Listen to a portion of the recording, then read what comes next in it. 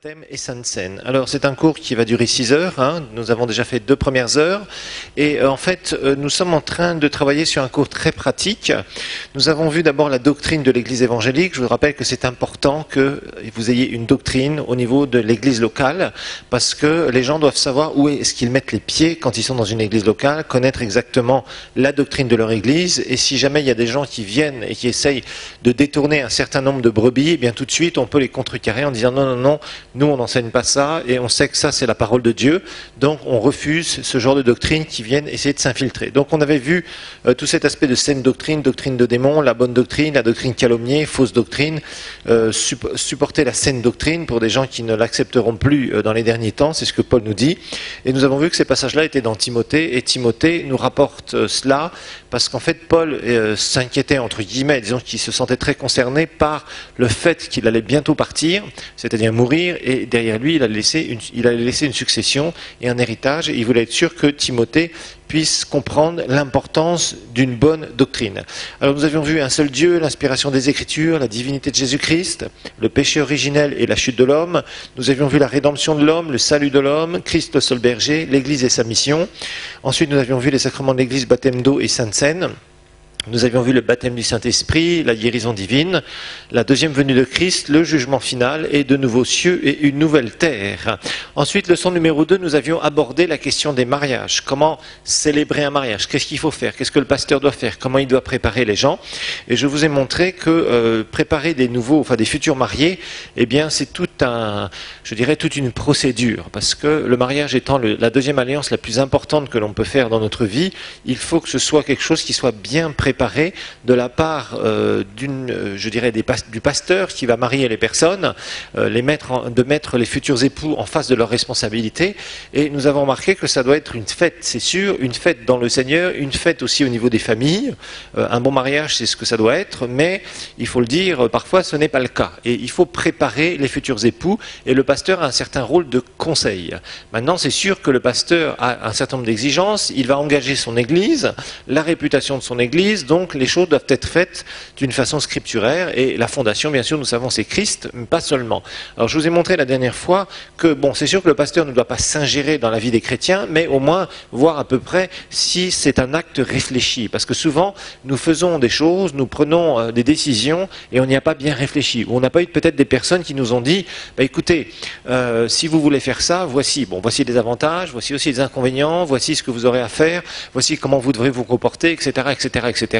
Et tout ça, ça fait partie de la vie. On ne peut pas se permettre de dire, voilà, on va se marier comme ça du jour au lendemain sur le petit coup de foudre, parce que parfois le réveil est très difficile. C'est ce qui se passe chez pas mal de gens parce qu'ils sont mal préparés. Donc, du côté du pasteur, il a une responsabilité de préparation vis-à-vis des futurs époux, et sa responsabilité n'est pas moindre. Maintenant, si les personnes sont nées de nouveau, qu'elles n'ont pas de problème de santé majeur, c'est-à-dire de maladies sexuellement transmissibles, comme nous allons voir d'ailleurs là, normalement, on peut célébrer un mariage. Maintenant, des fois, des pasteurs, en tout cas moi ça m'arrive parfois, je dois le dire, il y a parfois souvent des mariages, franchement, je suis entièrement satisfait.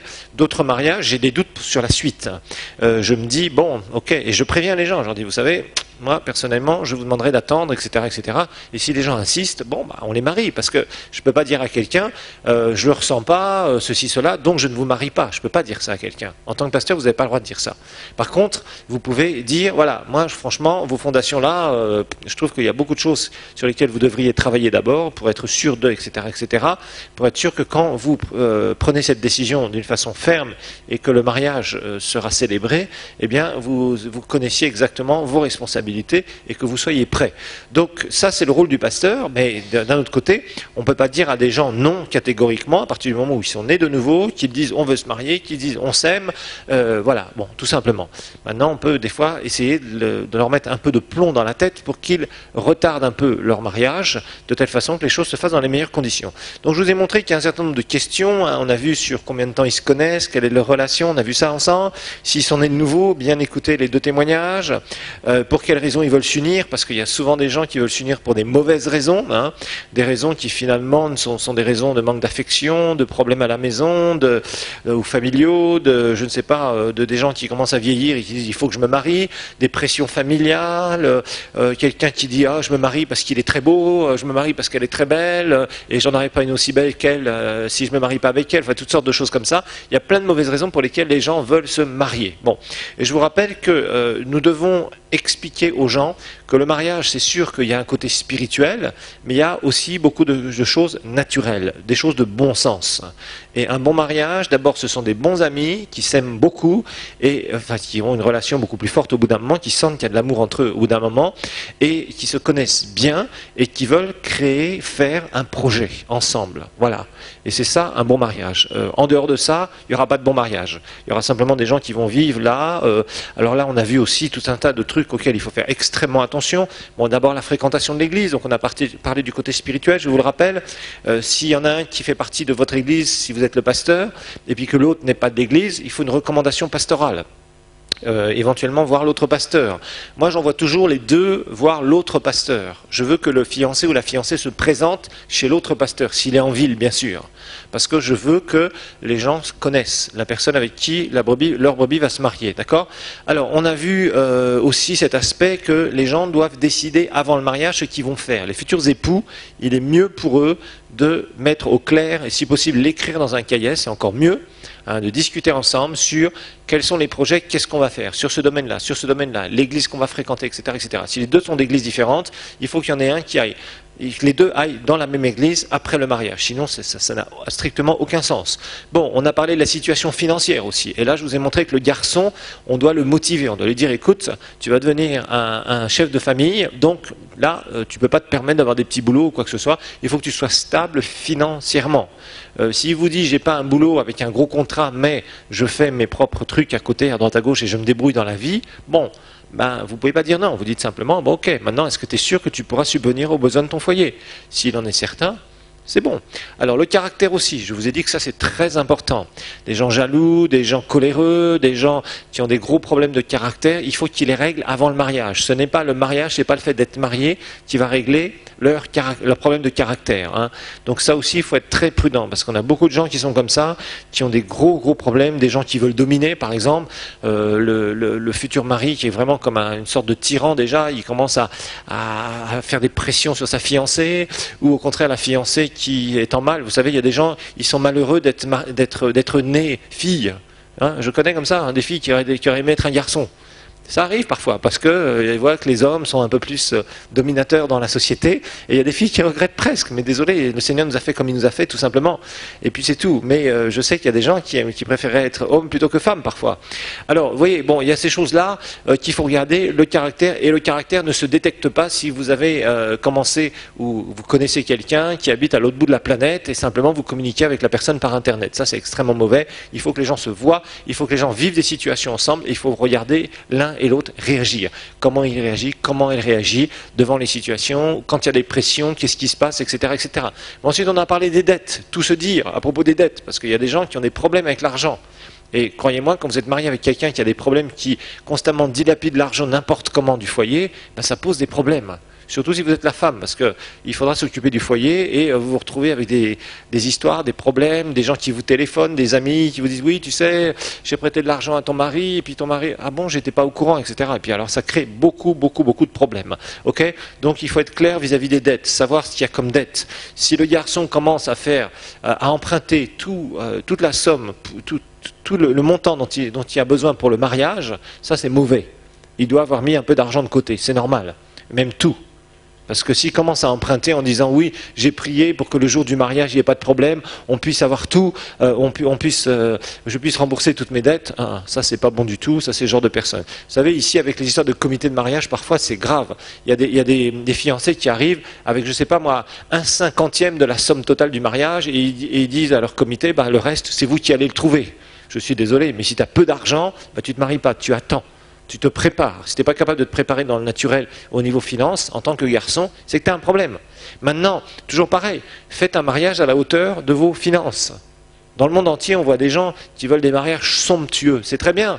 Mais si tu n'as pas trop de finances, fais un mariage plus simple. Ça sert à rien de t'endetter pour un mariage. Fais quelque chose de plus simple. Il n'y a pas de honte à avoir un mariage plus simple. C'est pas parce que tu auras une super Mercedes du dernier modèle que tu auras loué je ne sais combien, ou une Hammer, ou je ne sais quel truc, que tu vas louer 5 ou 600 dollars juste pour une journée, plutôt qu'une voiture plus simple que tu aurais loué 50 dollars ou 30 dollars, qui aurait été tout aussi bien, qui aurait fait l'affaire. C'est pas parce que tu as une grosse bagnole que tu es un grand. Non, tu n'es pas un grand. Tu restes toujours un petit à ce moment-là. Parce que tu as fait des dettes pour louer ton truc. Bon, vous voyez, non, les gens ont des idées des fois, parce qu'ils voient leurs amis. Alors ils voient leurs amis, ils disent, ah ouais, comme il a fait ça, moi je dois faire ça, sinon j'ai la honte. Désolé, fais selon ton budget. Tout simplement. Et puis quand tu grandiras, que tu auras plus de sous, tu feras autre chose. Et puis c'est tout. Bon, la différence d'âge aussi, je vous ai montré qu'il y a parfois des personnes qui ont des différences d'âge importantes. Et là, il faut se poser la question, est-ce que la fille ne cherche pas un père plutôt qu'un mari? Ça arrive parfois. Et puis le monsieur qui a déjà 50 ou 60 ans et qui veut se marier avec une fille de 20 ans, ça colle pas non plus, vous voyez. Ça, c'est pas normal. Il ne faut quand même pas exagérer, il y a quand même une décence quand on est chrétien. Donc il faut être clair là-dessus, et il faut que le pasteur donne des conseils. Alors se dire tout, la vérité avant le mariage, c'est très important. Tout ce qui s'est passé relationnellement, si tu as eu des histoires, tout ce que tu veux, tu expliques, les deux s'expliquent, vous faites une soirée, le garçon invite la fiancée au restaurant et il lui dit tout et elle lui dit tout. Comme ça, on met tout à plat, on nettoie tout et on est tranquille. Comme ça, il n'y aura pas de soupçon quel qu'il soit, parce que c'est mauvais sinon. D'accord? Alors, les dialogues, la planification, c'est important, je vous ai expliqué. Mettez-vous d'accord avant le mariage, que ce soit clair. Il faut leur dire combien d'enfants vous voulez, qu'est-ce que vous voulez faire, est-ce que vous allez refaire des études, est-ce qu'il y en a un, etc. Je dis qu'il était inacceptable que des gens planifient de se marier alors que dans 6 mois, ils savent qu'ils vont partir 2 ou 3 ans étudier dans un pays du monde, je ne sais où, etc., etc. Ça, c'est tout à fait inacceptable. Les jeunes mariés doivent être ensemble, doivent vivre ensemble. Les premières années du mariage, ce sont les années où on construit normalement, et ce sont des années qui sont importantes à tous les points de vue. Et quand on commence déjà à savoir qu'on va briser au bout de 6 mois le mariage, parce que, entre guillemets, briser dans le sens où on va partir pendant X années, durée indéterminée, ça c'est tout à fait inacceptable. Personnellement, moi ça me fâche vraiment de voir des situations comme ça, je trouve ça tout à fait inacceptable. Bon, alors la vision de la sexualité aussi, il faut en parler, c'est quelque chose auquel vous aurez à faire face. Il faut préparer les gens, il faut leur dire, bon, il y a la procréation, il y a le plaisir, d'accord, il y a des gens qui ont une sexualité qui est très forte, d'autres qui l'ont moins. Si tu te maries et on conseille, si une jeune fille veut se marier et qu'elle ne veut pas que son mari la touche, qu'elle ne se marie pas, sinon ça va être une catastrophe. Il risque d'avoir de sacrés problèmes. Il faut être clair. Et vice-versa pour le garçon. En général, les hommes sont plus attirés par ce côté-là que les femmes. Alors ensuite, la contraception, ça aussi il faut en parler, parce que c'est quelque chose auquel on a à faire face. Je vous ai montré que des fois, il y a des familles comme ça qui ont plein d'enfants, et puis les enfants sont mal lotis, on les nourrit mal, il n'y a pas de santé pour les enfants, l'éducation, c'est l'éducation minable, etc. Et c'est vraiment pas un bon reflet, et c'est pas juste. Donc tout ça, il faut en parler, mais en parler avant. Parce qu'une fois que vous êtes dans le bateau du mariage, c'est pas là où il faut se dire, moi je pensais que tu pensais que tu pensais que je pensais. Vous voyez, parce qu'il y a beaucoup de gens qui raisonnent comme ça. Hein? Mais non, mais moi je pensais que tu pensais ça, mais que tu pensais que tu m'avais dit que tu pensais que. Vous voyez? Et puis c'est finalement, ça crée des conflits. Et la majorité des conflits qui sont générés dans le mariage, ce sont des conflits parce qu'au départ, on n'était pas d'accord, parce qu'on n'en a pas parlé. Donc le pasteur doit mettre au point, et doit voir. Et vous savez, quand on rencontre des futurs mariés, rapidement on peut le détecter. On voit rapidement si ces gens se parlent ou s'ils sont très distants. Je vous ai dit, en général, quand ils rentrent, vous les faites asseoir sur un canapé. Si déjà il y en a un qui se met à l'angle du canapé et l'autre à l'autre angle du canapé, déjà ça veut dire que c'est des gens qui ne se parlent pas. Ils ne sont pas proches déjà. S'ils ne sont pas proches assez physiquement, même pendant les fiançailles, ils ne seront pas proches, moralement non plus. Et ça, il faut que les gens dialoguent. Il faut que les gens fassent sortir ce qu'ils ont à l'intérieur. Au niveau du mariage, c'est comme ça. Tu ne peux pas dire, bon, on s'embarque dans le bateau parce que j'ai envie de me marier, puis on verra la suite. Si vous conseillez des gens comme ça, c'est une catastrophe. Vous allez les amener à la ruine. Pourquoi? Parce que le jour où il y aura des problèmes qui vont émerger, ça va tout de suite être conflictuel.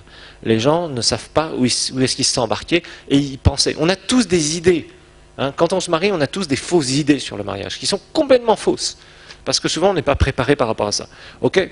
Alors je vous ai montré aussi, il y a des livres, il y a des DVD, il y a beaucoup de choses maintenant qui existent, mais une chose qui est sûre, pas de précipitation. Quand on va faire un mariage précipité, c'est très mauvais. En général, c'est mauvais. Les mariages de gens aussi trop jeunes, quand les gens sont trop jeunes, ce n'est pas bon.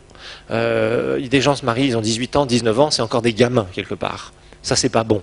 Il vaut mieux attendre un peu, conseiller, qui attendent un peu, qui mûrissent un peu. Surtout les garçons. Il faut savoir que les garçons prennent de la maturité après. C'est après 30 ans qu'ils prennent de la maturité. Avant 30 ans, en général, ils sont très immatures. Dans les 20 et quelques années, en général, ce sont encore des gamins. Alors que les filles, déjà à 20, 25 ans, bon, on sent qu'elles ont déjà des projets, des idées, etc., etc., etc.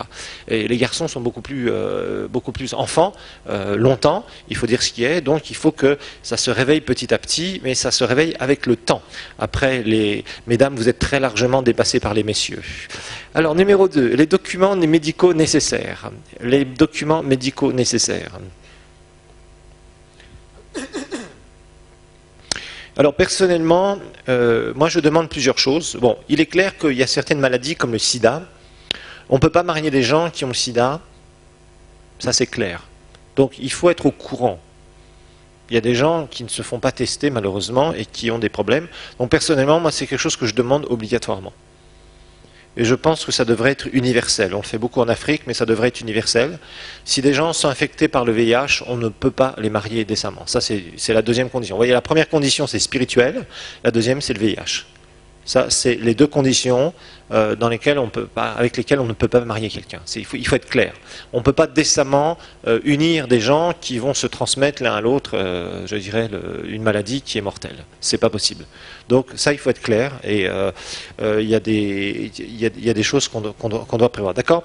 Alors, moi, les conseils que je donne, souvent, c'est que les mariés fassent ce qu'on appelle un check-up. Vous avez d'ailleurs, dans certains pays, on oblige, par exemple, je crois qu'on fait ça en France, si mes souvenirs sont bons, mais il y a d'autres pays où on oblige, si vous voulez vous marier à la mairie, on vous oblige à passer certains examens médicaux.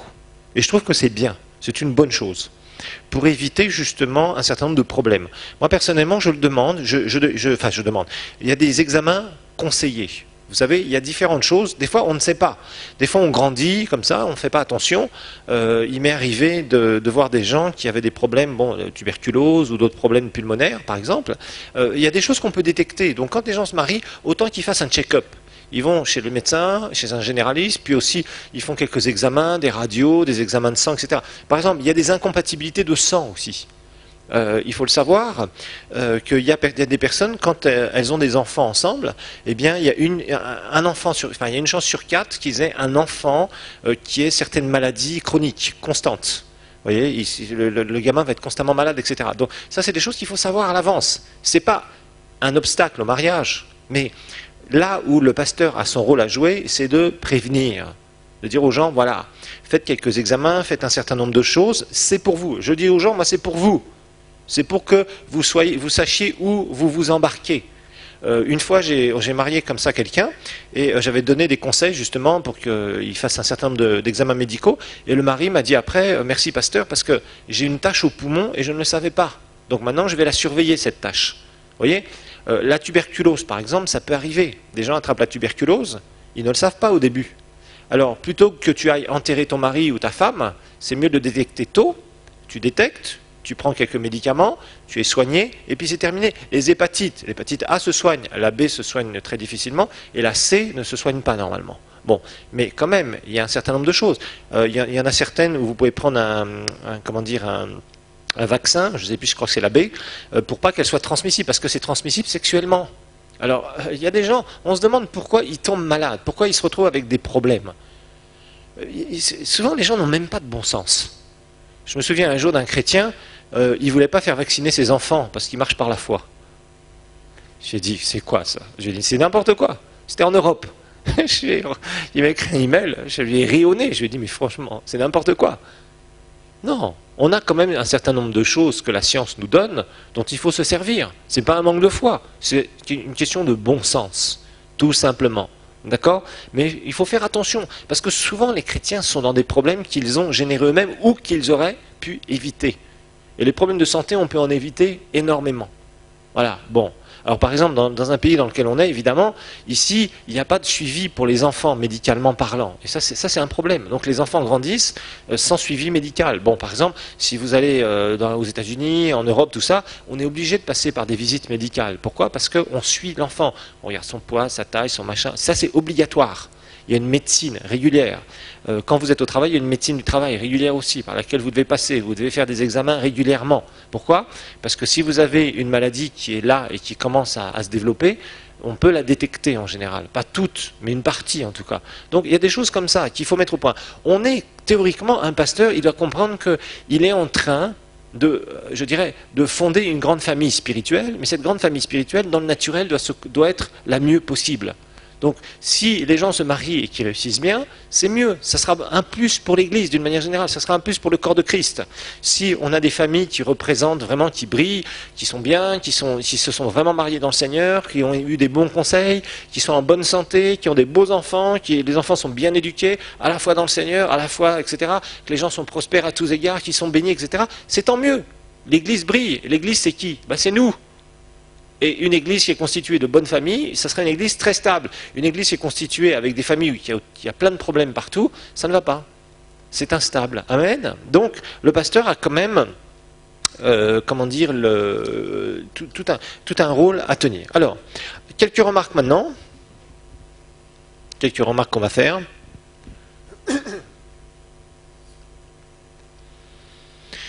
Puis après, on va parler de la cérémonie telle quelle, la cérémonie type. Alors, il faut organiser, c'est-à-dire souvent les gens, une fois que ils ont passé tout cela, qu'ils vous ont ramené des tests, ce que je demande aussi personnellement, c'est un test de grossesse avant le mariage, quelques semaines avant. Si la fille est enceinte, je ne marie pas la fille et le garçon. J'attends personnellement que la fille ait accouché. Je leur dis de régulariser leur mariage à la mairie, donc devant l'autorité, mais d'une manière générale, moi j'attends que l'enfant naisse, et après, si on fait une régularisation en prévenant l'église, et on fait une régularisation à la maison. Mais on ne fait pas une cérémonie comme si de rien n'était. On va expliquer pourquoi après, d'accord? Alors, l'organisation de la cérémonie doit être faite d'une façon simple et chacun doit prendre ses responsabilités. La responsabilité de l'Église, c'est que la cérémonie se déroule bien.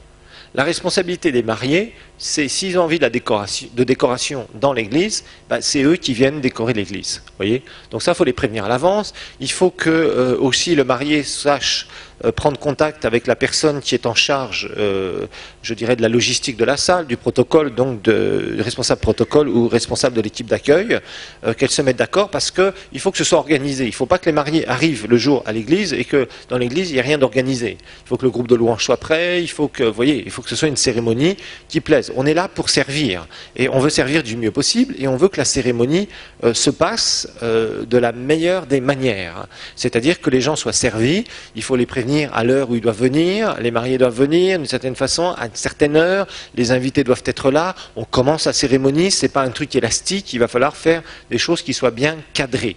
Parce que c'est insupportable de voir des cérémonies où on ne sait pas vraiment à quelle heure on commence et on ne sait jamais à quelle heure on termine. Il faut que les gens s'organisent. Parce que les sociétés où les gens sont mal organisés, on perd beaucoup de temps.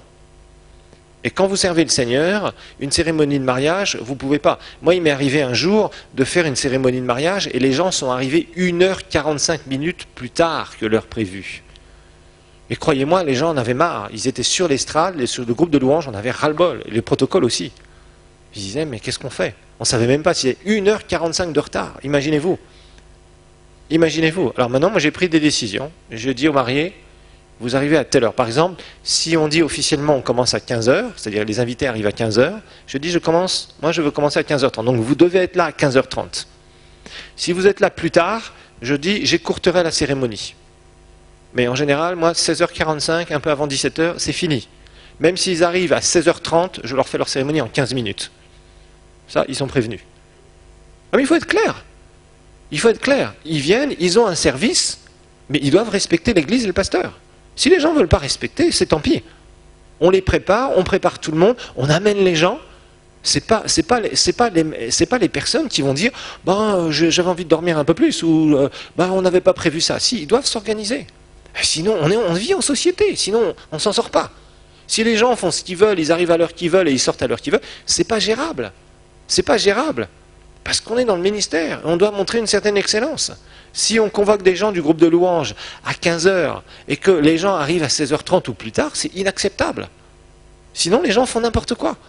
Et les gens ont une vie, les gens ne peuvent pas perdre toute une après-midi alors qu'ils viennent servir les futurs mariés. Donc il faut les mettre rapidement au parfum, il faut leur dire non, non, les choses sont sérieuses.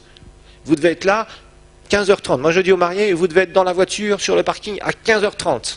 Moi je serai là à 15h30. Les gens arrivent, les mariés arrivent, le groupe de louanges se met en place et on démarre. Mais dans tous les cas, entre 16h45 et 17h, moi je termine. S'ils arrivent en retard, j'écourte. Je ne veux pas faire une cérémonie qui soit, je dirais, par rapport au retard des gens. Ça, je n'accepte pas. Et ça, je préviens. Donc, en général, ça se passe bien, les gens sont là. Les mariés sont là, ils sont toujours là à l'heure, tac, tac, tac, et ça se passe bien. Vous savez, quand vous organisez les gens viennent et font ce que vous leur dites de faire. Le tout, c'est de les prévenir. Maintenant, si vous dites, venez à 15h élastique, ben oui, c'est sûr qu'ils vont se pointer à 16h. Mais le problème, c'est que vous avez des gens qui vont servir. Des gens qui sont là, des gens qui ont préparé la salle, des gens qui ont allumé l'électricité, des gens le groupe de louanges qui est là, des gens qui sont là pour le protocole. Et ces gens-là, ils n'ont pas de temps à perdre. Et même s'ils avaient du temps à perdre, ça ne serait pas un bon exemple. Si vous voulez créer une église où les gens s'organisent et sont productifs, il faut leur montrer aussi que vous les respectez. Et le pasteur doit être clair avec les futurs mariés et à dire aux gens, leur dire voilà, vous faites vos invitations par exemple à 15h et à 15h30, on démarre. Et on démarre. Voilà. En général, ils respectent. Maintenant, s'ils ne respectent pas, vous adaptez votre cérémonie. En tout cas, moi, c'est toujours ce que je fais. Mais je refuse de faire des cérémonies à la mesure du temps d'arrivée des gens. Les gens doivent respecter. Bon, alors, une cérémonie typique. Alors, supposez que vous démarrez vraiment la cérémonie à 15h. Alors, si en général on fait 15h30, mais bon, disons pour 15h, parce que j'ai remis ça dans mon syllabus, bon, c'est pas grave. On dit, vous voulez que le mariage commence réellement à 15h. Alors à ce moment-là, vous convoquez les gens à 14h30. Laissez toujours 30 minutes pour que les gens arrivent tranquillement, ils discutent, etc. Ils sont tranquilles, ils s'assoient, etc. Moi, je laisse toujours 30 minutes de battement, c'est ma façon de faire et ça marche relativement bien. Donc, par exemple, vous avez écrit sur vos cartes d'invitation mariage, vous avez envoyé ça, vous avez donné cela, ok, 14h30. À 15h, vous dites au couple, vous arrivez, paf, ils arrivent. Ensuite, donc, arrivée du couple nuptial. Les gens sont déjà là, dans la salle. Ils attendent, il faut que les gens arrivent avant le couple. Il ne faut pas que le couple soit là en premier. Il faut que le couple arrive une fois que les gens sont là. C'est pour ça qu'il faut les convoquer avant. Okay. Ensuite, par exemple, on donne un mot d'accueil. Là, on a 30 minutes pour donner un mot d'accueil. Et puis, on fait un temps de louange. Temps de louange. Alors, c'est bon parce que dans le mot d'accueil, vous savez que vous allez accueillir des gens de la famille, des amis. Et souvent, il y a beaucoup d'inconvertis qui viennent dans les mariages. Ça, c'est très intéressant. C'est toujours intéressant, c'est une opportunité. Chaque cérémonie doit être une opportunité d'évangélisation. Mais d'une bonne façon. Mais il faut l'utiliser, il ne faut pas hésiter. Vous avez des gens qui ne mettraient pas les pieds dans votre église, qui vont venir ce jour-là parce que c'est quelqu'un de la famille qui se marie ou un ami qui se marie. Donc, on en profite. Voyez, donc il faut faire les choses. Donc, faites un temps de louange, mais il ne faut pas que ce soit un temps de louange d'église pure. Voyez, faites un temps de louange, des chants simples, ok, voyez, bon. Quelques chants, 2, 3, 4 chants, disons 4 chants en général, c'est à peu près ce qu'on fait, d'accord? Après, un message, donc une prédication. Alors, une prédication qui ne doit pas durer 3 heures, 30 minutes maximum. Donc on a fait à peu près 30 minutes pour mot d'accueil, prière et louange, 30 minutes de prédication. Là, vous faites un message. Et dans le message, il y a différents points qu'il faut mettre. Bien sûr, le premier point, c'est la raison d'être. On se réunit parce que on se réjouit, on va marier le frère et la sœur un tel. Boum. Alors des fois même, le mot frère et sœur un tel, vous ne le mettez même pas, parce que vous avez affaire à des inconvertis qui sont là aussi. Donc des fois, il faut utiliser un langage que les inconvertis vont comprendre. Pas un langage de personnes sauvées qui veulent avoir le patois de Canaan, d'accord ? Parce que vous allez les amener quelque part. Alors après, bien sûr, vous parlez de l'institution du mariage. Le mariage, c'est une alliance. Alors vous prenez les textes de Genèse, vous avez tout ça dans votre syllabus, votre support de cours. Donc, le mariage. Pourquoi ? Le mariage, c'est une alliance. Ok. Mais le mariage, troisième point, c'est une fondation. La fondation, c'est qui ? Jésus. Ah, et là, vous en profitez pour dire que vous ne mariez pas en tant que pasteur des personnes qui n'ont pas fait une expérience personnelle avec Jésus. Vous ne parlez pas de gens sauvés. Sauvés, c'est un peu trop compliqué. Là, c'est là où vous passez le message de l'Évangile. Vous dites, voilà, dans cette église, c'est une église évangélique et nous ne marions que des personnes qui ont fait une expérience personnelle avec Dieu. Parce qu'on peut rencontrer Dieu. Et c'est là où vous infiltrez le message du salut. Et vous expliquez que les deux ici, que vous êtes en train de marier, le futur marié, donc le marié et la mariée, ce sont deux personnes avec qui vous avez parlé et qui ont fait une expérience personnelle, qui sont capables de témoigner d'une expérience personnelle avec Jésus, d'une rencontre personnelle avec le Seigneur. Donc ça interpelle. Les gens sont là, il y a des gens qui sont inconvertis qui écoutent ça. Ils sont en train d'écouter le message de l'Évangile sans le savoir. Parce qu'ils sont dans une cérémonie de mariage et vous êtes là et vous leur donnez le message de l'Évangile. Bon, par exemple, moi je prends le texte de Matthieu 7 très souvent, Matthieu 7, verset 24 à verset 27, où Jésus nous dit à propos de construire sa maison sur le sable ou sur le roc.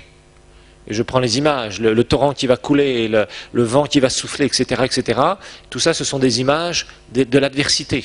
Et je dis, vous voyez, sur les deux maisons, il va y avoir de l'adversité. Mais il y en a une qui est sur le roc et une qui est sur le sable. Celle qui est sur le roc, c'est l'image de construire sa vie sur le Seigneur Jésus-Christ, qui est mort pour vous et ressuscité pour vous. Donc, vous annoncez le message de l'Évangile. Vous n'êtes pas là en train de faire une prédication, vous n'allez pas faire un appel et faire lever des gens, mais vous annoncez le message de l'Évangile. Vous expliquez qu'être chrétien, c'est passer par une expérience personnelle. Et puis, après, quatrième point, en tout cas que j'aborde tout le temps, c'est Éphésiens 5.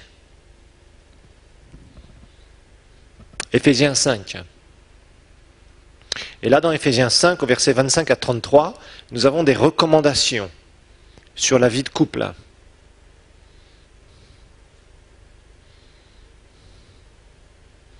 Recommandations sur la vie de couple. C'est là où nous avons. C'est-à-dire, j'explique souvent que maintenant, aujourd'hui, il va y avoir une nouvelle entité qui va être créée. Cette entité, c'est un couple. Et dans cette entité, il y a un ordre. L'ordre de Dieu. Aujourd'hui, le jeune homme ici que vous voyez, eh bien, c'est quelqu'un qui va devenir un leader, le leader de sa maison. La Bible nous dit qu'il est la tête. Et là, vous expliquez certaines choses. La différence entre la tête qui doit aimer son épouse par rapport au tyran et au dictateur. Donc, vous commencez à mettre les responsabilités sur le garçon. Vous savez, dans le mariage, il faut mettre beaucoup de poids, il faut mettre beaucoup de pression sur le garçon. Amen, mesdames. Il faut mettre... Oui, parce que c'est lui qui a des responsabilités, c'est lui le leader, supposé. D'accord? Donc, vous mettez des pressions en disant, voilà, lui, il doit savoir faire les choses. Il va prendre des décisions. Mais il n'a jamais été marié avant, donc il ne sait pas encore comment faire. Ça ne s'improvise pas, il va l'apprendre. Et c'est là où vous expliquez que la femme est son aide, normalement. Elle doit le soutenir dans ses décisions. Mais qu'il prendra des bonnes décisions, avec lesquelles madame sera d'accord, et des fois, il prendra des mauvaises décisions. Et madame sera aussi d'accord, et les deux auront été d'accord pour une mauvaise décision. Il y aura des conséquences. Mais des fois, il y a le mari qui va prendre une décision, et sa femme, qui devrait être sa meilleure conseillère, lui dira, tu sais, moi, je ne suis pas dans le coup, je ne suis pas du tout d'accord avec ça. Mais le mari va prendre la décision, et il va se planter, boum.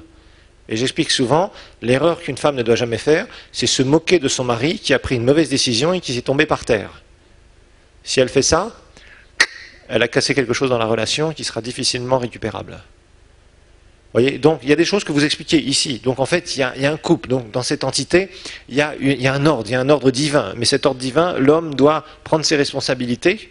Parce que souvent les gens veulent des positions sans accepter de prendre les responsabilités. Donc devant tout le monde, vous exhortez comme ça, vous voyez. Et les gens, ça les stimule et souvent c'est bon, c'est une bonne chose, d'accord? Donc voilà, donc le sermon c'est un peu ça. En gros, maintenant il y a toutes sortes de choses que vous pouvez rajouter à côté.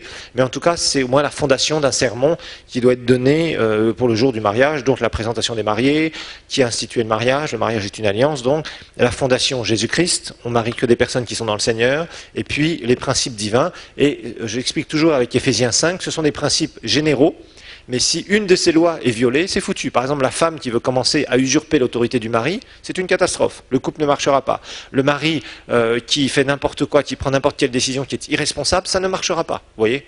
Il y a quelques principes comme ça que la Bible nous donne, et à ce moment-là, il faut que les gens soient mis au point. Comme ils ont eu des enseignements, ils le savent normalement, avant le mariage. Mais il faut leur rappeler publiquement. Ok? Alors après, on fait l'échange de vœux. Échange de vœux, là, vous expliquez que le mariage est une alliance. Une alliance se fait publiquement. C'est pour ça que les gens sont là, qui viennent au mariage. Ils sont là comme des témoins publics que, effectivement, telle et telle personne se sont bien unis devant le Seigneur. Et là, il y a échange de vœux. Alors bon, c'est des formules toutes faites que vous avez dans votre support de cours. Frère X, es-tu d'accord pour prendre pour épouse la sœur Y, ici présente, c'est bien la bonne, de l'aimer, de prendre soin d'elle tous les jours de ta vie. Et il doit répondre, il doit dire oui ou non. Il va dire oui, bien sûr. C'est pas dans les films, des fois, vous savez, il y a des films comiques qu'on fait comme ça, où vous avez la cérémonie à l'église, et juste au dernier moment, le garçon ou la fille dit non, et elle fuit, ou il fuit avec sa robe de mariée ou avec son costume, et puis il y en avait un autre qui l'attendait dehors. C'est pas des films, nous sommes dans l'église de Dieu. Ok? Mais, comment dire? Bon, alors, après, il y a les vœux à répéter publiquement. Alors, il y a des formules que vous faites répéter morceau de phrase après morceau de phrase. Parce que c'est un jour où il y a beaucoup d'émotions. Donc, il faut aider les mariés. Hein, vous ne pouvez pas les laisser seuls. Vous leur dites de répéter une phrase et puis la phrase est trop longue. Non, les gens, le cerveau marche doucement. Ils sont dans un rêve. Hein. Le jour du mariage, c'est toujours un rêve. Des fois, ça devient un cauchemar, mais justement, c'est ça qu'il faut éviter. Mais normalement, ça doit devenir un beau rêve, ok? Mais c'est un rêve. Le jour du mariage, c'est un rêve. Chaque personne qui s'est mariée dira, c'était comme je n'avais pas l'impression d'être là. D'abord, ils sont tellement concentrés sur la préparation, sur la robe, le costume, les repas, les machins, les trucs, que les gens ont la tête complètement ailleurs. Et quand ils viennent, ils arrivent toujours, surtout le mari, là, il est comme ça. Il est fatigué parce qu'il a dû tout préparer, en général, et ils sont complètement dans un rêve, d'accord? Donc il faut y aller tout doucement, émotionnellement parlant. Alors moi, j'accepte en accord avec la parole de Dieu pour te prendre pour épouse, de t'aimer, de prendre soin de toi, etc. Donc vous avez des formules consacrées. Ensuite, bien sûr, on pose la même question à la mariée, si elle est d'accord pour prendre pour époux le frère, etc. Elle doit répondre oui, bien sûr, devant tout le monde, des applaudissements. Enfin, ce qu'il faut aussi, c'est rendre un peu vivant une cérémonie, c'est intéressant. Moi j'accepte, etc. Donc elle répète. Après, vous pouvez par exemple faire un ou deux chants, une fois qu'il y a eu l'échange de vœux. Et puis après, c'est le passage des alliances, touk, des bagues. Ok? Donc là, on va présenter ça. Alors bon, il y a des formules aussi consacrées. Prends cette alliance, passe-la à ton épouse, il est le signe de votre engagement. Déclare cette alliance est le signe de notre engagement d'amour en tant que couple uni, etc., etc. On fait pareil avec la mariée. Et puis après, évidemment, une fois qu'ils se sont passés donc les alliances, on considère qu'ils sont mariés, mais là il y a quand même une déclaration. C'est bien de faire une déclaration, c'est-à-dire que le pasteur il déclare, nous déclarons en ce jour, date du dadada, que frère X et la sœur Y se sont unis par les liens du mariage devant le Seigneur. Voilà. Ensuite, vous priez. Il y a la prière, la fameuse bénédiction. Ok? Rappelez-vous, une chose qui est bénie par le Seigneur d'avance, nous avons juste en tant que pasteur à acquiescer, à prier à l'avance. Mais quand ce n'est pas béni par le Seigneur, en général, vous pouvez prier tout ce que vous voulez, même user vos mains si vous voulez en imposant les mains, ça ne marchera pas. D'accord? Donc, vous priez pour le couple, et là, si jamais il y a un pasteur, c'est-à-dire si, par exemple, le marié ou la mariée est d'une autre église, eh bien, ce qu'il va falloir faire, c'est évidemment appeler l'autre pasteur ou le représentant de l'autre église. Ça, c'est bien. Comme ça, on est à deux, hein, et on prie pour les personnes, et ça fait toujours plaisir à un pasteur qui est là, qui est juste venu pour assister à la cérémonie. Ça arrive parfois, ou s'il a envoyé un représentant, d'être là sur l'estrade en train de prier pour le couple. Applaudissements, départ des mariés. Bon, moi par exemple, pour le départ des mariés, je demande à ce que tout le monde se lève et qu'on prenne les mariés, on les protocole, ils sortent en premier et après le reste des personnes sont là. D'accord? Donc sont là et sortent de la salle. Bon. Voilà, donc ça c'est un peu la cérémonie. Donc je vous ai fait à peu près le timing d'une cérémonie, hein, donc dans le syllabus. Alors maintenant quelques remarques pour finir à propos de problèmes qu'on peut rencontrer, parce qu'il y a malheureusement des problèmes qu'on peut rencontrer quand on marie des gens. Et le problème, bien sûr, qu'on rencontre souvent, c'est le péché. Voilà, enfin souvent. Disons que ça arrive. C'est pas forcément souvent, mais ça arrive. Alors il y a différentes choses qui peuvent se produire. Évidemment, ils ont couché ensemble avant d'être mariés et ils étaient chrétiens tous les deux. Et là, c'est un problème. Ils sont tombés dans le péché. Bon. Alors, il y a des gens, malheureusement, qui essayent de tout voiler. Je ne peux pas comprendre comment on cherche à tromper un serviteur de Dieu. La fille est enceinte et on ne dit rien et il faut faire le mariage très rapidement. Je vous ai dit, en général, les gens qui veulent des mariages ultra rapides, c'est jamais bon. Soit c'est un mariage qui est fait sur un coup de foudre, c'est pas bon. Soit c'est un mariage où on cache des réalités du péché, malheureusement.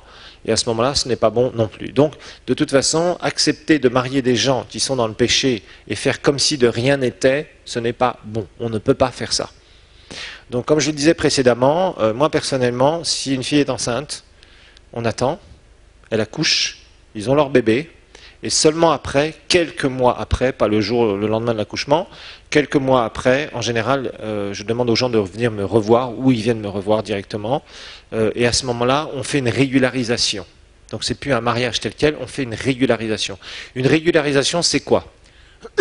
C'est simplement la chose suivante, c'est que des gens sont tombés dans le péché, on ne peut pas leur faire les services de l'Église et mettre l'Église en avant en disant on fait comme si de rien n'était. Dieu pardonne le péché, rappelez-vous, mais il y a des conséquences à nos péchés. D'accord? Ça, il faut toujours s'en rappeler. Il y a des conséquences. Et surtout quand il s'agit de filles qui ont été mises enceintes par des garçons, les deux étaient chrétiens, on ne peut pas se permettre de dire on fait comme si de rien n'était, on fait un mariage entre guillemets classique avec une cérémonie. C'est pas possible de faire ça. Pourquoi? C'est vrai que Dieu pardonne. On peut pardonner aussi en tant que pasteur parce que ça a mis un discrédit sur l'Église, c'est clair, si c'est des gens de l'Église qui sont là et qui ont couché ensemble et dont la fille est enceinte. Mais d'un autre côté, si vous faites comme si de rien n'était, les gens vont se dire, mais finalement, c'est pas grave. On peut faire tout ce qu'on veut avant le mariage, et puis le pasteur, lui, il laisse passer ça, et on a un mariage comme les autres. Et ça, c'est pas gérable. Ça veut dire qu'on commence à dire que le péché n'est pas grave. Et ça, c'est dangereux pour l'Église de Dieu. Rappelez-vous, c'était le problème auquel Paul avait à faire face. C'est-à-dire des gens qui étaient dans le péché, et on ne faisait rien, et on laissait comme si c'était normal. Et rappelez-vous ce que Paul a dit, hein, un peu de levain fait lever toute la pâte. C'est de l'hypocrisie, c'est en fait, on fait comme si de rien n'était, les gens sont là, et l'Église commence à être infectée par toutes sortes de choses, et en fait on dit c'est pas grave, tu vas juste voir le pasteur, tu demandes pardon, et on fait comme si de rien n'était. Et ça, c'est pas gérable. Dans l'Église, il doit y avoir de l'ordre. Il y a de la discipline dans l'Église locale. On doit exercer la discipline. Et une des disciplines qu'on fait, c'est qu'on pardonne, ça c'est clair, les gens peuvent demander pardon, mais après on régularise le mariage. Alors régulariser le mariage, on va, par exemple, le pasteur va dans la maison des gens donc, qui sont tombés dans le péché. Entre-temps, ils ont régularisé leur situation devant la mairie. Ils ont eu leur enfant. Et à ce moment-là, vous leur dites, bon, prévoyez un petit comité d'une vingtaine de personnes, des amis, de la famille. Et à ce moment-là, j'irai chez vous et je prierai pour vous. Et j'expliquerai aussi votre situation. Et aussi, ce qu'on fait souvent, c'est qu'il faut le dire à l'Église. On dit, voilà, ces gens-là étaient dans le péché. On a régularisé leur union, etc., etc. Ils ont demandé pardon. Les deuils. On va découvrir un petit peu comment faire quand il y a un deuil. Parce qu'un deuil, ça arrive. Et bon, il y a des gens qui meurent dans les églises, hein, ils sont là, ils sont dans votre église, et ils décèdent. Et parfois, il y a des décès qui sont bons, plus ou moins prévus. Par exemple, quelqu'un qui est âgé, bon, vous dites, il va décéder, et la personne a 70 ans ou plus, bon, vous dites, c'est bon. C'est la vieillesse. Bon, il y a d'autres personnes, ça peut être beaucoup plus soudain. Bon, il y a des gens, par exemple, ils tombent malades, et puis au bout de 3 mois, 6 mois, ils meurent. Mais là, c'est déjà un peu plus préparé. Parce que si pendant 3 mois ou 6 mois, les gens étaient à l'hôpital, bon, vous dites que si la personne décède, bon, la famille est relativement prête, les proches sont prêts et vous avez été voir la personne à l'hôpital plusieurs fois, etc. Vous avez vu que son état empirait, la personne soit n'a pas la foi, soit il y a des problèmes qu'on ne sait pas, etc., etc. Bon, mais parfois il y a des deuils qui sont soudains, il y a des morts subites. Quelqu'un est en bonne santé, vous l'avez vu la veille et d'un seul coup, paf, la personne décède, accident de voiture. Et là, c'est beaucoup plus marquant. Donc ça va choquer. C'est normal, on ne s'y attendait pas. Si c'était une longue maladie, bon, des fois on se dit, apparemment ça va de pire en pire, bon, et on se doute que tôt ou tard la personne va mourir. Si c'était quelqu'un de très âgé, bon, c'est pas une grande affliction. Mais il y a parfois des deuils qui sont très subits. Moi, je me souviens d'un frère qui nous aidait d'ailleurs pour le ministère, et il a perdu son enfant qui était très jeune, très très jeune, je crois qu'il avait 2 ans. Et subitement, comme ça, paf, l'enfant est mort. Bon, ça fiche un sacré coup, vous voyez. Bon, mais c'est la vie d'une église, la vie d'une église. Alors, il y a quand même un équilibre entre les deux. Il va falloir amener les gens à, particulièrement quand vous allez faire cette cérémonie de deuil, il y a un certain nombre de choses à faire. Vis-à-vis des familles aussi, il y a un certain nombre de choses à faire. Et il y a des choses à ne pas faire. La chose à ne pas faire, c'est de dire le Seigneur a repris. Ça, c'est la phrase qu'il ne faut jamais prononcer, qu'on entend souvent de la part des pasteurs. Le Seigneur a repris. Vous voyez une femme, elle a 4 enfants, en bas âge, le Seigneur a repris ton mari. Cette sœur en Christ, elle va avoir de l'amertume dans son cœur. Parce qu'elle va se dire, mais attends, moi j'aimais mon mari, tout se passait très bien, il est mort et Dieu me l'a repris. Et je ne comprends pas, Dieu a donné, Dieu a repris, que le nom de l'Éternel soit béni. Vous vous rappelez de Job, avant qu'il soit touché par le Seigneur. Voilà, ça c'est le genre de réflexion stupide qu'on peut entendre, il faut le dire. Dieu ne reprend pas ni ses serviteurs, ni ses enfants, ou quoi que ce soit. Ok ? Donc, ça, c'est vraiment la bêtise qu'il ne faut jamais dire ou qu'il ne faut jamais entendre. Parce que croyez-moi, ça ne va pas consoler quelqu'un, ça va créer une amertume chez la personne. Il y a des fois des personnes qui décèdent, on ne sait pas. On a prié pour eux, on a été d'exercer la foi, on a eu même des gens qui étaient puissamment utilisés par Dieu, qui ont prié pour eux, et les gens décèdent. Ça, vous ne savez pas. Vous ne savez pas. L'important, c'est que la personne soit au ciel. Ça, c'est clair. Donc, il va falloir un équilibre entre l'affliction et la consolation. Regardez ce que Paul nous dit dans 1 Thessaloniciens 4. Et ça, c'est un texte qu'il faudra souvent utiliser. 1 Thessaloniciens chapitre 4. Paul nous en parle d'une certaine façon. À partir du verset 13, il dit « Nous ne voulons pas, frères, que vous soyez dans l'ignorance au sujet de ceux qui dorment, c'est-à-dire de ceux qui sont morts en Christ, afin que vous ne vous attristiez pas comme les autres qui n'ont pas d'espérance, c'est-à-dire comme les inconvertis, les païens. » En effet, verset 14, 1 Thessaloniciens 4, si nous croyons que Jésus est mort et qu'il est ressuscité, nous aussi, nous croyons que Dieu ramènera aussi par Jésus avec lui ceux qui sont endormis, c'est-à-dire qui sont morts en Christ. Et voici en effet ce que nous vous déclarons d'après une parole du Seigneur, nous les vivants, restez pour l'avènement du Seigneur, c'est-à-dire le premier retour de Christ, l'enlèvement, je vous le rappelle, nous ne devancerons pas ceux qui sont endormis, ceux qui sont morts en Christ, qui sont au 3e ciel et qui sont morts. C'est car le Seigneur lui-même a un signal donné à la voix d'un archange, au son de la trompette de Dieu, descendra du ciel et les morts en Christ ressusciteront en premier lieu. Ensuite, nous les vivants qui serons restés, nous serons enlevés ensemble avec eux dans les nuées, à la rencontre du Seigneur dans les airs, et ainsi nous serons pour toujours avec le Seigneur. Regardez verset 18, ce qu'il dit. Paul dit « Consolez-vous donc les uns les autres par ces paroles ». Donc Paul nous dit clairement que quand nous enterrons quelqu'un qui est sauvé, nous n'avons pas la même perspective que des païens. Vous voyez, il nous parle clairement ici. Il nous dit, au milieu du verset 13, afin que vous ne vous attristiez pas comme les autres qui n'ont pas d'espérance. Ok ? Et verset 18, il nous dit, consolez-vous donc les uns les autres par ces paroles. Pleurer parce que tu perds un être cher, ce n'est pas un péché. On a des émotions, nous sommes des humains. Dire, moi je ne pleurerai pas devant la mort de mon enfant, moi je ne pleurerai pas devant la mort de ma femme, ou de mon mari, ou de ceci, ou de cela, d'un être bien-aimé, ça c'est de l'orgueil. Non, il faut être clair. On a des sentiments, nous sommes des humains. Mais tu pleures pas comme le monde pleure. Le monde est sans espérance. Quand le monde pleure un mort, il ne sait pas, il ne connaît pas Dieu, il est désespéré par rapport à ça. Toi, tu peux faire aller tes sentiments dans ces moments-là parce que c'est un moment difficile que tu vis. Et quand tu vis un moment difficile, pleurer, entre guillemets, soulage. C'est un sentiment qui est normal. De pleurer, c'est quelque chose qui est normal. D'accord ? Et ce n'est pas du tout anti-biblique.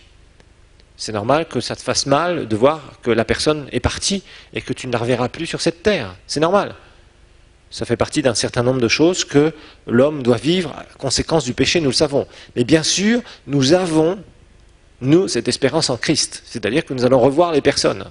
Nous le savons. Si la personne est sauvée, tu sais que de toute façon, le jour où tu vas mourir, tu vas au ciel aussi et tu vas la revoir.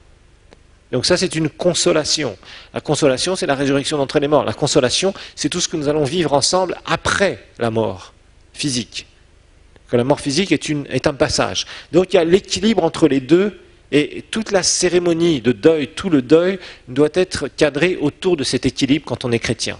Et là encore, le pasteur doit avoir un rôle à jouer. L'équilibre entre dire ça nous fait mal parce que c'était quelqu'un qu'on connaissait et qu'on on verra plus cette personne.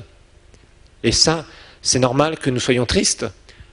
Mais Paul nous dit ne vous affligez pas comme. Il ne dit pas ne vous affligez pas du tout.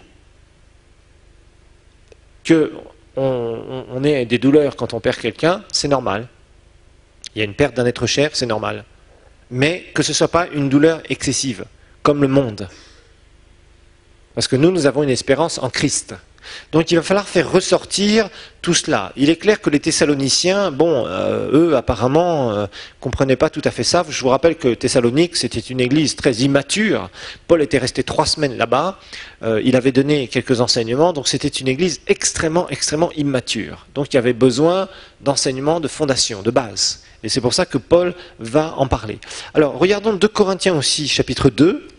2 Corinthiens 2, versets 4 à 7.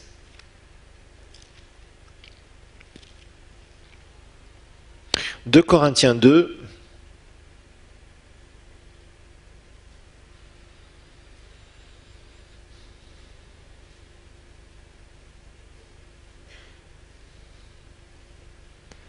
versets 4 à 7. C'est Paul qui nous parle d'affliction à propos de l'Église de Dieu. Parce que lui, Paul, ça lui faisait mal que les Corinthiens remettent en question son ministère. Vraiment, ça lui avait fait énormément de mal. Il s'était senti insulté, et c'est vrai, il l'avait insulté.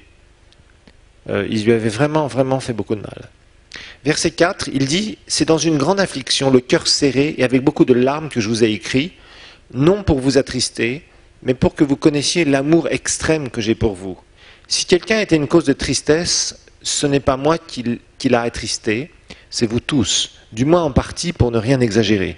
Il suffit pour cet homme du blâme qui lui a été infligé par le plus grand nombre, en sorte que vous deviez bien plutôt lui pardonner et le consoler, de peur qu'il ne soit accablé par une tristesse excessive. » Alors ici, la Bible nous parle des tristesses excessives. Nous parle de gens qui ont fait de mauvaises choses ici, bien sûr, mais l'idée, c'est que des fois, il y a des moments où on peut être dans une tristesse qui peut nous faire même rétrograder. Vous savez qu'il y a des gens, parce qu'ils ont perdu un être cher, ils en veulent à Dieu quelque part. Ils ont toujours ce « pourquoi, Seigneur ?» Et ils disent « pourquoi tu as fait ça ?» Ils accusent Dieu. Parce qu'on leur a dit que le Seigneur a repris. Et quand on te dit « le Seigneur a repris », ça veut dire que le Seigneur est l'auteur de la mort de ton être cher. Et il y a des gens qui, parce qu'ils ont une tristesse excessive, ils ne comprennent pas la dimension de l'éternité, ils laissent leurs sentiments prendre le dessus de leur foi. Et certains rétrogradent, ne veulent plus entendre parler du Seigneur en disant « mais moi si Dieu c'est ça, si c'est Dieu qui m'a affligé », parce qu'ils l'ont entendu de la bouche de serviteurs de Dieu, imaginez-vous. Ils disent « non, le serviteur de Dieu a dit ça, donc ça veut dire que Dieu m'a repris ». Et là, ça donne un terrain pour que le diable puisse travailler. Alors, d'abord, un pasteur, il n'enterre que les personnes qui sont de son église. Ça, c'est clair. Vous n'allez pas enterrer des gens à droite, à gauche. Un pasteur, c'est pas quelqu'un qui est un enterreur, entre guillemets. Vous voyez ce que je veux dire? C'est quelqu'un qui s'occupe de ses brebis.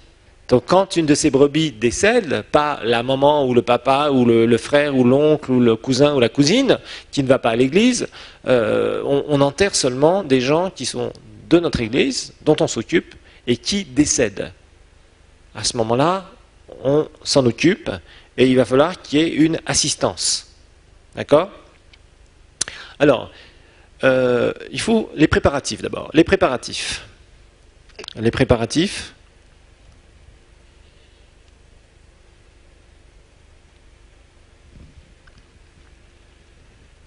Et dans les préparatifs, il faut avoir du tact. Il ne faut pas faire n'importe quoi.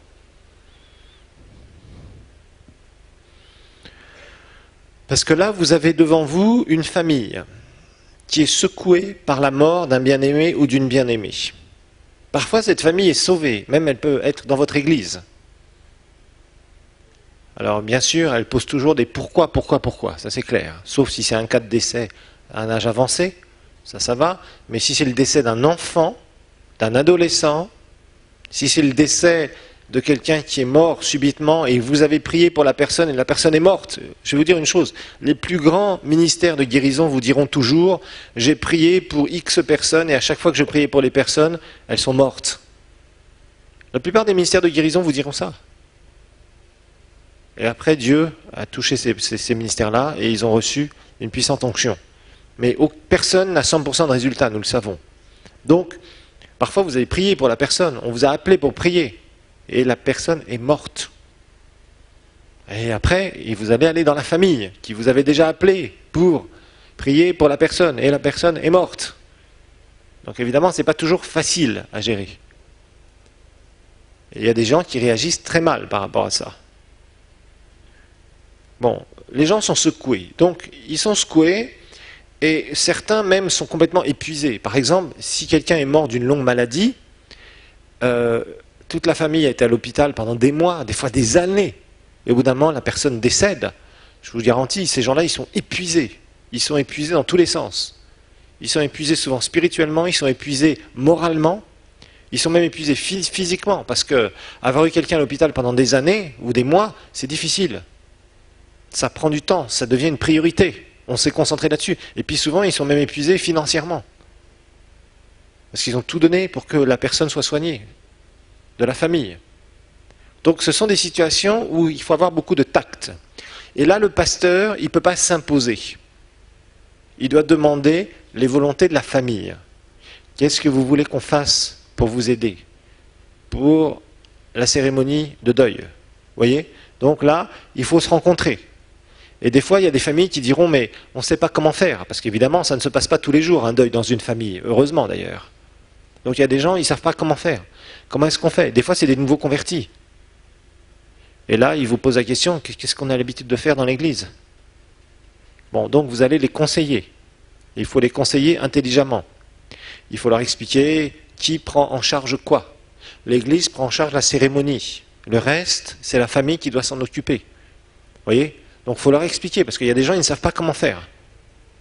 Bon. Alors, des fois, il y a des gens, par exemple, il y a le membre de la famille qui était sauvé, c'était le seul qui était de la famille qui était sauvé, et il faisait partie de votre église. Et la famille était par exemple opposée à sa foi. Dans ces cas-là, la famille va vous dire, vous êtes qui, monsieur? On ne vous connaît pas ici, parce qu'ils sont déjà opposés. Vous voyez bien ce qui s'est passé, etc., etc. Ils ne réalisent pas que la personne était sauvée, ils ne savent pas. Donc vous êtes le malvenu, vous n'êtes pas le bienvenu, vous êtes le malvenu. Et on vous dit simplement, on ne veut pas vous voir. Ok. À ce moment-là, vous ne vous imposez pas, vous n'allez pas dire, non, c'était ma brebis, donc nous ferons l'enterrement dans mon église. Vous ne jouez pas à ça. Si les gens ne veulent pas, c'est la famille qui reste, si c'est la famille qui est inconvertie, et dit non, on va faire ça dans une église traditionnelle, ou on va faire ça comme ça, ou ceci ou cela. Vous dites ok, ça va. Vous dites simplement, bon, est-ce qu'on peut venir assister quand même, parce que c'était quelqu'un qu'on connaissait. En général, ils vous disent oui. Et vous venez simplement, non pas en tant que ministère, mais vous venez en tant que personne qui connaissait le défunt, vous voyez, ou la défunte. Mais vous ne pouvez pas vous imposer. Dans un deuil, on ne s'impose pas. On demande à la famille qu'est-ce qu'elle veut. Et vous respectez les désirs de la famille, dans la mesure des possibilités, bien évidemment. Vous voyez? Donc ça, c'est quelque chose qui est important parce que sinon, ça peut créer vraiment des tensions supplémentaires qui sont inutiles. Et rappelez-vous, c'est une famille qui vient d'être ébranlée. Elle vient de vivre un événement tragique. Elle vient de vivre une tragédie. Donc vous devez être sage. En tant que pasteur, vous devez être sage. Vous devez faire attention pour pas que les gens se sentent frustrés ou que ça se passe très mal. Ok, on va s'en arrêter là pour ce cours et après je vais vous montrer en général la prédication typique qu'il faut faire pour un enterrement.